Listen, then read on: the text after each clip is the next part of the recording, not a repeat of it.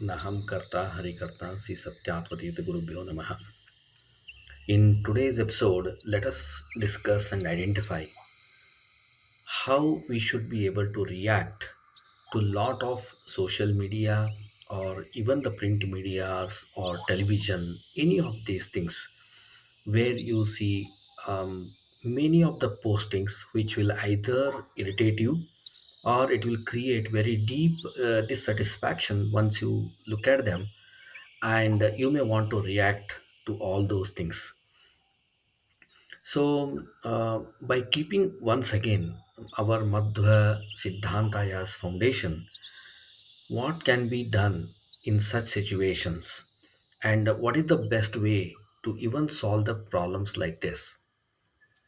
So this is again done through some analysis and the things that I have myself done as a brainstorming and a little bit of research, and then trying to put in front of you. If there are any mistakes or limitations in it, it's purely belongs to me. If there are any goodness or any right findings, that is all due to the God blessings. So let us see it. Now you have various accounts, even whether you may like it or don't like it. Today, having minimum WhatsApp account is become mandatory because most of your clients, your friends or family want to talk to you on WhatsApp or want to send you messages on WhatsApp, sending the location, live location, contacts, address, invitations, everything has become on WhatsApp. So it's ruled out that we can avoid WhatsApp, and even when there were a lot of security threats, WhatsApp, a lot of people uninstalled and moved to Instagram. But again, it came back. Now, along with that, many people have, even in the name of Adhyatma, people started publishing a lot of things on Facebook and a lot of things on um, a really not required platform like Instagram, Snapchat, and many of these things. And the moment you open these things, what is the biggest drawback of these social media platforms is they make your brain addicted to short messages. They make your mm, brain or mindset fragile, means you can't focus on any other items which is written like more than 15 sentences, or if it is a long, even if there is a video which is having really great content, nobody want to see it if it is long, more than even 3 minutes. Even I see from my WhatsApp YouTube analytics that a lot of people have watch duration of say half minute, 1 minute, though they may internally like some of the contents and research, but they don't want to move forward. On top of that, a lot of these social media carries political news, the issues within the community, like issue between two subcaste within the community, or issue between multiple communities, and progressive mindset people putting something which other people, orthodox people, don't like. Whatever orthodox people put, the progressive people don't like. So many of these things will boil your blood. When you look at these things, you want to respond back, you want to give them a fitting answers. Most of these things are the natural reactions that any human being will be able to generate. But these reactions would cause a deep negative impact on a self. So you yourself will start suffering with these diseases. You yourself will start suffering with your mindset being corrupted or being very negative. This will not only impact you, but it will also impact your family life, your personal life, and your professional lives as well. So in such situations, what is our Madhu Siddhanta gives as a solution to us, right? Madhu Siddhanta always believes that you need to focus on positive things. Even if you have to curse a creature like Duryodhana, etc., you cannot do whole day. Cursing, blaming, fighting, or talking negative about others are 100% prohibited in Madhva Siddhanta. When you go for motion or natural calls, that time only you can curse these evil people. But even cursing is not like you say, okay, let this bad person get destroyed, let him suffer in life. You cannot curse like that. Rather, you can say, hey, there is a bad person who is disturbing me, and because of his disturbance, I am little bit not able to do my dharma or not able to focus on dharma. I'm not able to do sadhana. Hence, he has to be punished. And I am a Swatantra, but God, as a Parshurama, has punished lot of bad kings. Lord Rama has punished Ravana. Krishna has killed so many animals and enemies and devils.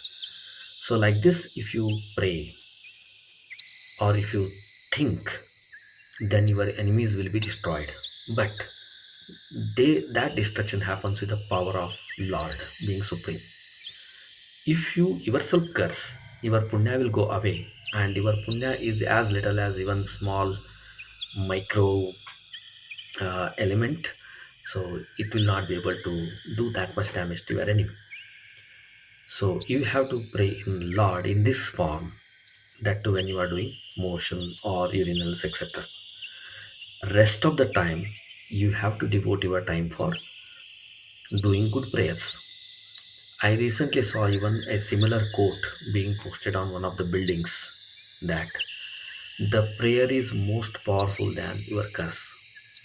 So while Westerns have understood this, being Madhwas or being Indians and Sanatana Dharma followers, we are misled by the education system, by invaders like British and others who invaded for a long period of time. Thus, they have given us very wrong directions. Now, solving this problem, what we need to do, right? If you look at any of our prayer, any of the stotras, even if you are doing Trikala Sandhyavana or two times Sandhyavana or single time Sandhyavana, or you are doing Deva Puja, during all these times, there are a lot of powerful prayers that are being provided. For example, Go Brahmanebhyo Shubham Bhavatu. For example, Namo Brahmanya Devaya, Go Brahmana Hitaya Cha. So this means that your prayers are going to give you the positive environment than you are struggling to eliminate the negative environment.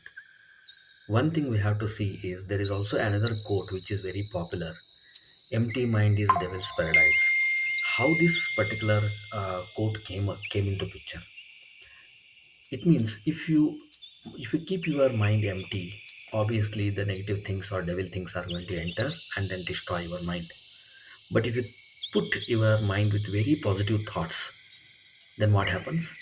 The negative thoughts really will come and attack you. So now, if you see today Twitter is trying to do anti-national propaganda. Lot of fake IDs are being created. Lot of things are being posted which will irritate every Hindu, every Brahmin, and every person who loves his country. In this situation, what we tend to do is we try to give a fitting answer to them, we try to reply back to them, or we try to quote that particular tweet and then give our very hard comment. Instead of doing that, we know that it is not useful. Instead of doing that, if we start praying more and more to have better things for our better mankind, you appreciate people who are doing good work, you feel that such people need to increase in the world. And if you see some people who are doing with a thought process as say Naham Karta Hari Karta, like basically they are not doing for name, fame, or money, you need to go and appreciate that. So it's like you praising your parents, you praising your guru who doesn't take money from you, but his pure motivation is to give you jnana. So if we do these things, automatically our anger will come down, the negative things will come down, and our prayers are more powerful than curse. They'll bring very, very great atmosphere, and then automatically the bad people will vanish away. This is a very small thing which will help us to live very happily in today's environment where we have been emotionally, mentally, physically been attacked by medias like Facebook, Instagrams, and a lot of many other things whose purpose is to make business out of you and not really at the core of social platforms. They cannot be a never social platforms. And that too, a crooked and bad person like Mark Zuckerberg, etc., who made platforms who couldn't earn their food by doing proper studies and earning the knowledge. They have created such platforms to become rich on our health issues, on our mental issues, on our weakness. So let's avoid these things by not cursing, by praying that everything has to be good. That's why in Brahmin's family, in Madhwa family, lot of times we do Mangala Arati. We do lot of time prayers to the god. We lot of time do chanting of slokas which at the end says Sarve Jana Sukhino Bhavantu. That means if good people live happily, automatically bad people power will reduce. Once again, thank you everyone.